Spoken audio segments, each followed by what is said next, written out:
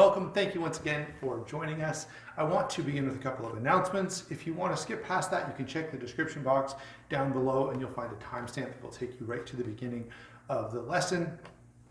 Now that that's done, the main two announcements, the things that are on my heart and mind right now, and hopefully on yours, are some prayer requests that I have. First is Jean Gonder has been having some real problems since moving into Airing Run, and please be praying for her. Edith Van Alstyne as well, that's Nancy's mom, has a very troubling cancer diagnosis and would appreciate all the prayers that she can get. Very difficult time for both Jean and her family, as well as Edith and her family, which includes me. So I thank you for adding those names to your prayer list. I want to encourage you to continue to find ways to connect with one another and be a part of one another's lives, even though at this time we're not seeing each other regularly. We have a combination happening right now that can be especially difficult. The holidays are already hard for those who are missing loved ones, who are not getting to, who are remembering Christmases past and all of the things that used to happen, who are stressed out because they don't have the money or the resources or the time to meet the demands that they feel like this time of the year places on them. So there are a lot of things, we always think it's a joyous, fun time where all these great things happen, and that's very true for many people, but not for everyone. So please keep in mind those people for whom the holidays may not be as joyous as they should be. And especially this time where we're not able to visit, we're not able to keep in contact. I guess that was the context of that. And finally, I want to ask, if you're interested, we've already established that if you're interested in taking part by leading a prayer or being in the Lord's table, we can, when we're worshiping here in the auditorium, we could have you sit in the very front seat, and that way you're socially distanced. You can come to the side podium here and deliver the table talk or lead a prayer, and you can do that without being in close contact with anyone. And so, in fact, there's a good 15 feet between you and the nearest person. So we can do that, but we can also very easily set up a recording session just like this and record you giving a table talk or leading a prayer so that you can be a part of our digital worship service if you would like to do that. So I want to put that opportunity out there. Especially if you're regularly a part of the services here and you've been missing that, please, go ahead, get something prepared, put some thoughts together for a table talk. We'll record you and include that in the video when it goes out. I've been doing it on my own, and that's, there are a number of reasons for that, mostly logistical reasons. But I would encourage anyone who wants to participate to set up, give me a call, we'll arrange a time where you can come to the building, I'll set up the camera and record you, and then I'll just edit that into this video. All right, thanks a lot. For those of you who are interested in doing that, I'll thank you in advance and look forward to having that. And for those watching, you may start to see some other faces up here other than mine. If you're getting sick of me, I get it. Sometimes I get sick of me. So we'll hopefully have some respond to that and be willing to help out in that way. All right. By the way, thank you for all of the help. A number of people, far too long to list, have been helping with maintaining communication and fellowship and planning during these times. And I want everyone to know that it's very, very much appreciated. All right. Those are all of the announcements.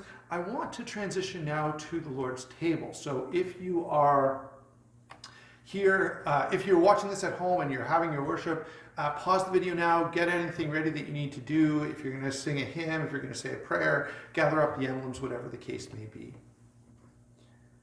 I want to ask you to think about what is the most, important, fancy, significant event that you have ever attended. Maybe, it was some, it was a ceremony in honor of some great event that happened, or maybe, it was an invitation to a celebrity whatever, whether it be a fundraiser or a golf tournament or whatever the case may be, something you were honored to be a part of and felt like it was unique and not many people got to experience this. And I can tell you that I have been honored to be included in a number of different places and with a number of different people who I look up to and respect.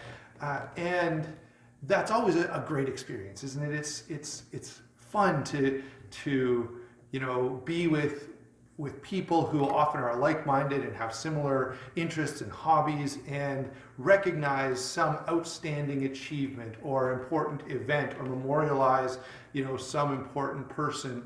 All of those things are important and wonderful, but I want to challenge you to think about the invitation to the Lord's table. And to understand that of all the things that we can do on this earth, there is nothing more significant. There is nothing that we should be more honored or thankful to be a part of. And certainly we ought to take seriously the effort to do this in remembrance of Him. The scriptures are quite clear that we ought to do this weekly and every Sunday. And it can be easy to downgrade something that we do on a regular basis. Maybe something that we don't do that often is seen to be more significant or more unique. But the fact is, nothing could be more important for your schedule, for its impact on your life, or for its significance in your and everyone's history than the death, burial, and resurrection of Jesus. And being invited to commemorate that with Jesus and His people is astounding. And so I hope that as you partake of these emblems, and as we partake of these emblems together, not only here in Meaford, but anyone who's watching, and with our brethren all around the world, we understand just how important, just how significant and life-changing this memorial truly is. I hope that will be encouraging and helpful to you as you partake of these emblems in a moment.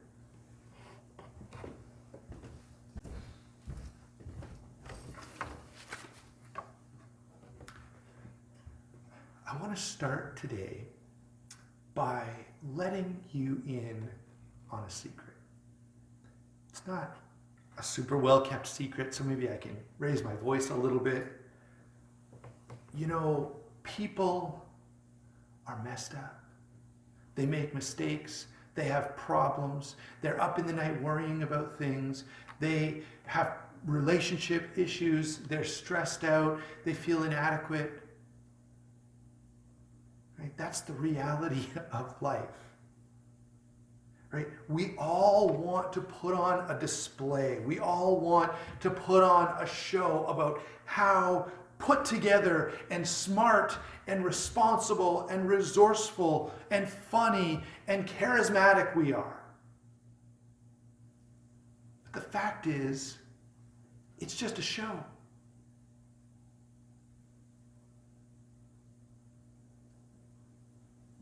We're all desperately trying to hide our issues and challenges and weaknesses and worries.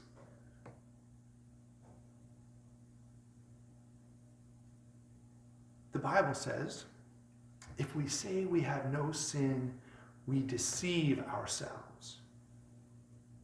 And well, I'm sure everyone watching would go, yes, it does, and that's so true, and we need to be more aware of that. At the same time, many of us are working really, really hard to keep up that deception.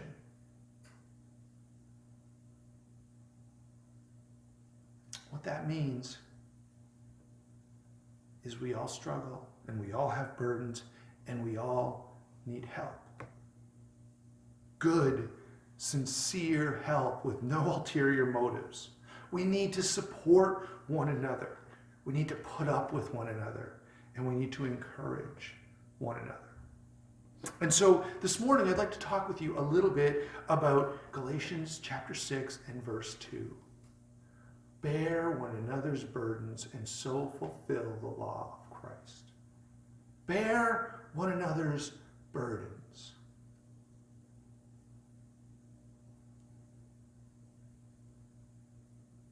We all know it to be true. And I think we all want to do it. At least I hope we all want to do it. But there are some things that get in the way, and there are some things that we can actively do to be better at bearing one another's burdens. And if we get better at doing those things, all of us benefit. So let's go ahead over the next few minutes, and I'm going to share with you 5 things that we need to do that can help us to be better at bearing one another's burdens.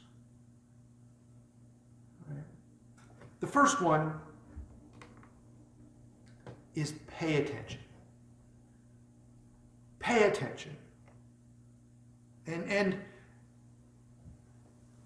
what I mean by that is it's so easy, especially when you're stressed and when you're worried, to get caught up in your own worries and problems and challenges that you forget to even realize that there are other people in the world, and certainly often start to believe that you're the only one with those challenges, that everyone else has it great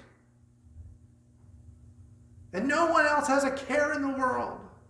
And you think, why am I so stressed when everyone else looks so put together? And guess what? Let's go back to my introduction for a second. It's because, like you and me, they're putting on a show. They don't want to appear weak. They don't want to appear worried. They don't want to appear to be the mess that they often are. And so pay attention. Don't get caught up in yourself so much that you fail to see others. And there are a number of ways that this takes place. One, just asking people what's going on in their lives and being aware. Second, taking the time. You know, I'm a busy guy. Right? And I, like you, have a bad habit of biting off more than I can chew. And what I end up doing when that happens is, I become very task-oriented and just go, okay, I got to do this, and then I got to move on and do that, and then I'm going here to do something else. And if someone says, someone calls me up, or the phone may ring and I may not even answer it. I don't have time to talk right now. Or I do have to stop and meet someone, and I come in and I say, here, let's do whatever we got to do, and I'm out of here. And meanwhile, that person may have been thinking, boy, well, when Kevin comes over, I can tell him about this, or I can get him to give me a hand with something or whatever. And, I come in like a whirlwind and go, yeah, here you go, let's see, I'm out of here. Not even recognizing that there may be needs. The same can be true of your children, your grandchildren, your neighbors. Right? If we take a little bit of time, now of course, don't be selfish in the other way and not monopolize someone's time. But the Bible clearly teaches us that we need to be aware of others more than we are aware of ourselves. Philippians chapter 2 and verse 4 says, let each of you look not only to your own interests, but also to the interests of others. In 2 Timothy 2:3-4, describing how bad the world will eventually get, he says, people will be lovers of self, lovers of money, proud, arrogant, abusive. Now he goes on with some other things, but notice that those first few characteristics are all self-centered characteristics, making everything about me and what I want and what I value, and completely ignoring whatever is going on around me. And so the first and possibly most important part of bearing one another's burdens is being available, is paying attention to the needs that exist around you, because believe me, they're there. Secondly, Approach people as equals. You know, there are many ways that we can try to differentiate ourselves, and there are many sort of hierarchical structures in the world that we can want to climb. Maybe it's work, maybe it's a hobby, maybe it's a skill, and we want to be better than everybody else. You know, we strive for superiority because it's a way of affirming our value. Well, I'm great, I'm awesome, I'm fantastic. Well, how do you know? Well, because I'm better than this guy, and I'm better than that guy, and I'm better than that lady over there. Better at what? Better in what way? Superiority is a terrible characteristic, and it's a terrible way to try to affirm yourself. Instead, why don't you learn to value yourself because God values you? Because you play an important role in the world, because there are people who love you and need you, instead of, I've got to be better than everybody else. And that attitude of being better than everybody else does two things. One, it keeps us from admitting we need help. And two, it keeps people from coming to us because they know what we're like, and we'll just see their problem as another way that we can elevate ourselves, as another way that we can say, see, I knew I was better than that bozo. Look at the trouble he's in now, or she's in now.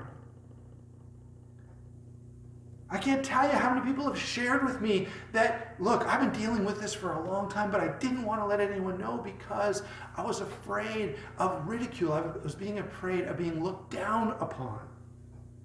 And again, Scripture is clear about this. Colossians chapter 3 and verse 12, put on then as God's chosen ones, holy and beloved, compassionate hearts, kindness, humility, meekness, and patience. Ephesians chapter 4 and verse 2, with all humility and gentleness and patience, bearing with one another in love.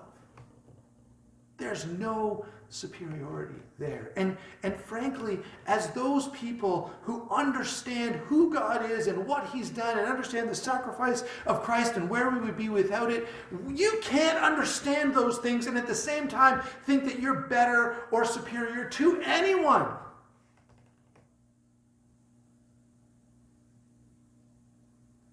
And if that attitude persists in you, then you need to take a look at who God is. And you need to take a look at your relationship with His Son and see if you've understood how badly you need Him. Thirdly, and related to this, is understand that we're all in this together. And if we're going to call ourselves a church, we have to understand that. 1 Peter chapter 3, verse 8 says, finally, all of you have unity of mind, sympathy, brotherly love, a tender heart, and a humble mind. Colossians chapter 3 and 14, above all these, put on love, which binds everything together in perfect harmony. The togetherness and fellowship aspect of Christianity cannot be overstated. And yet, teamwork is hard. Right? Think of any time you've ever played on a team or you've seen children playing on a team. How much work does that coach have to do to get those kids to pass and cooperate, right? And see this as something we're all doing together, not just me. Right? That takes a lot of training and a lot of work and a lot of practice. And if we're going to do it in our lives and in our churches, we're going to have to find ways to practice teamwork. Go out of our way to include others. Right? And often, look guys, I know, it's often easier to just do it yourself. But then, who are you helping? Right? And who are you serving? And think about how much better that accomplishment would be if the whole group, the whole congregation, the whole team can say, we did this, instead of, well, that guy over there did it.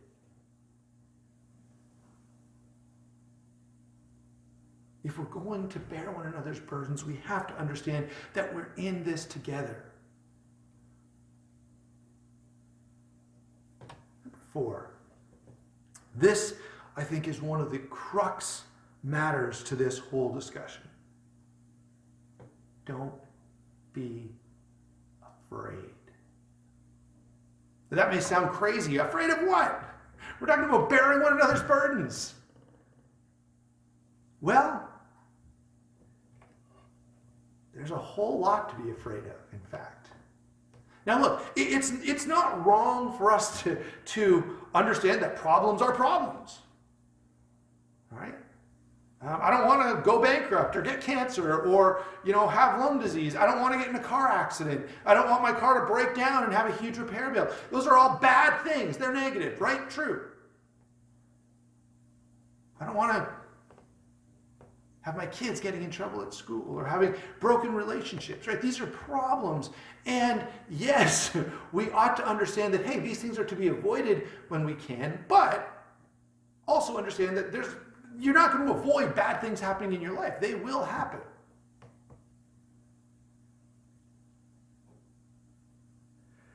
And so we have to stop treating the people that they happen to like lepers. We have to stop shooting our wounded. Right? Now this is especially problematic when it comes to sin. But many other things could be listed here. When it comes to finances, when it comes to mental health, when it comes to spiritual disciplines, right? We often treat people who struggle in these areas so badly that there's no way that they're going to tell anyone, that there's no way that they would ever reach out for help because it would be too damaging. It becomes more dangerous to get help than it is to just suffer and hurt and fail. Because the environment is so toxic that one little sign of weakness, one request for help has everyone looking down on you and judging you and shaming you. Now, I'm not saying that there's no place for guilt or shame. Not at all. I'm a huge believer in guilt. I think it has a powerful and important role to play in society and in our lives as it exposes our sin and points us toward God. But I also know that we do enough of it ourselves that we don't need everyone piling on. I've told this story before, but I'll tell it again briefly because it's a perfect example of what I'm talking about. I visited a church one time where a young woman became pregnant outside of marriage. And that's something so many people would avoid like the plague. But this young woman went to the church, told them what happened, and that church was the best example of dealing with sin that I have ever seen. The church organized a babysitting schedule among the women to watch that baby so that this young girl could keep going to school. They supported her and encouraged her, made sure that she had the financial means that she needed to take care of both herself and a baby. Right? They stepped up and dealt with sin instead. They could have, and in many churches, this is what would have happened. Right? She would have not been able to attend because of the looks and glances. She would have been avoided like the plague. Whenever she came around, everyone would avoid her. Right? Maybe once the baby was born, she got a little attention, but people would even be hesitant to acknowledge that the baby was in the room. I'm not suggesting that she didn't make a mistake, and that church didn't suggest for a second that she didn't do something wrong. But they also helped her to deal with the problem, to actually find a solution for sin instead of just scold her. It's not right or loving to abandon those who fall into some problem, and yet this is often exactly what we do. Rather, the verse just before our key verse, Galatians chapter 6 and verse 2. Galatians 6 and verse 1 says, if anyone is caught in a transgression, you who are spiritual should restore him in a spirit of gentleness.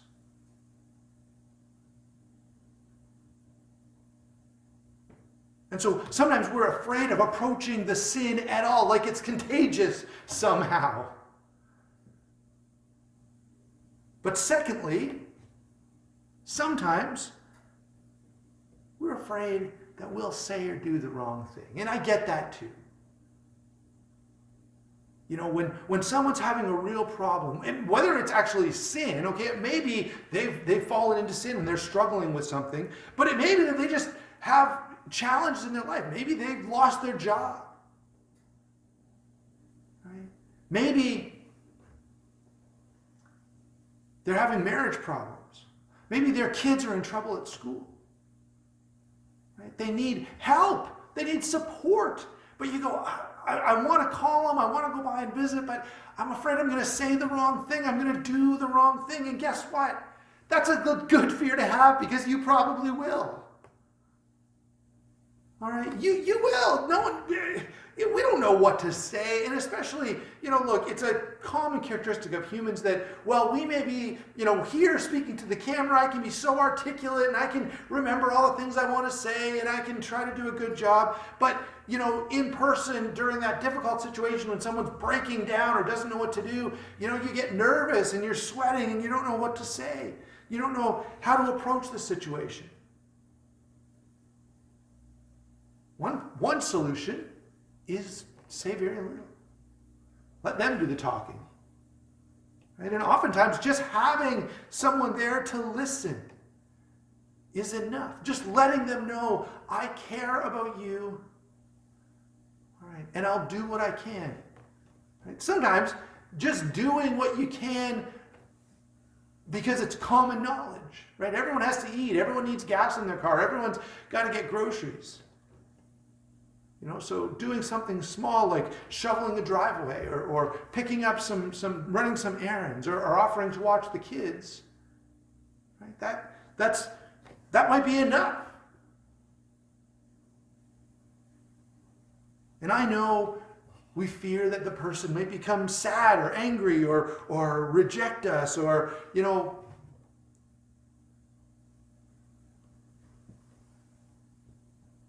I might add that if your motives are known and sincere, and this person understands that you're coming in love, but you don't know what to say or do, they'll forgive a small misstep. We often talk about at funerals how it's a bad idea to say, well, this was God's will. It is a bad idea to say that. But guess what? The fact that you showed up, the fact that you were there, the fact that you took the time out of your life is still going to be appreciated. Right? And that person who's suffering loss and you didn't know what to say to them, they understand that you don't know what to say. They've been there too.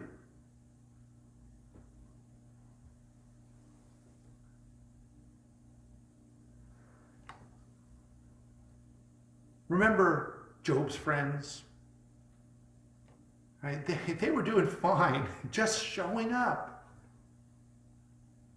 And look, there's no doubt that Job's friends cared about him or they wouldn't have come at all.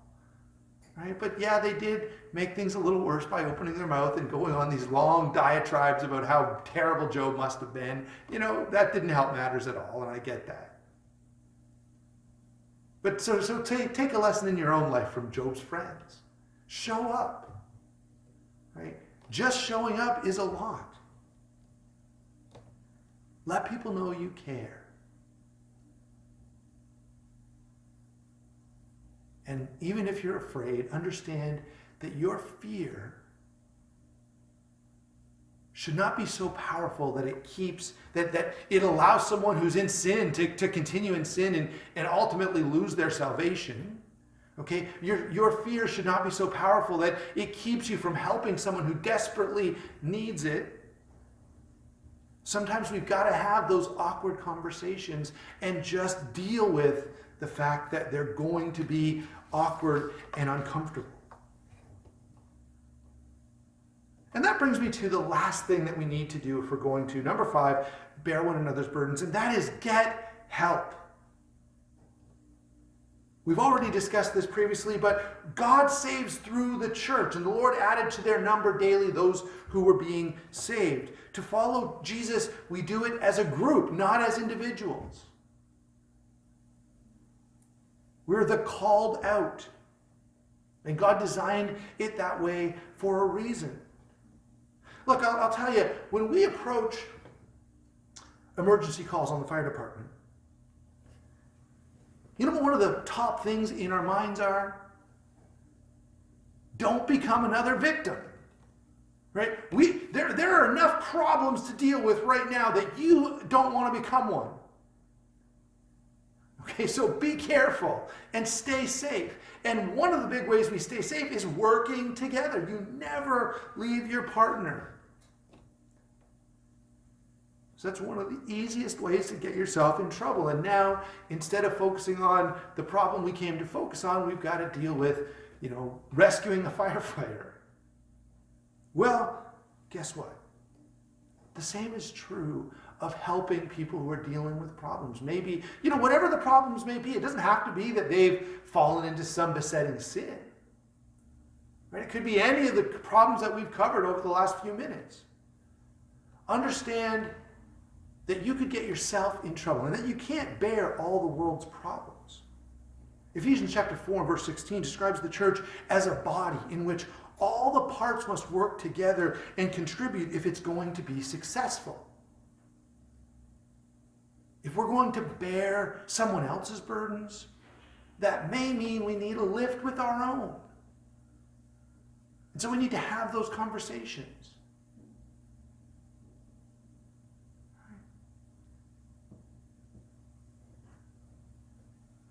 Understand that empathy is the ability to feel for someone, to connect with what they're going through, but not to make their problems your problems.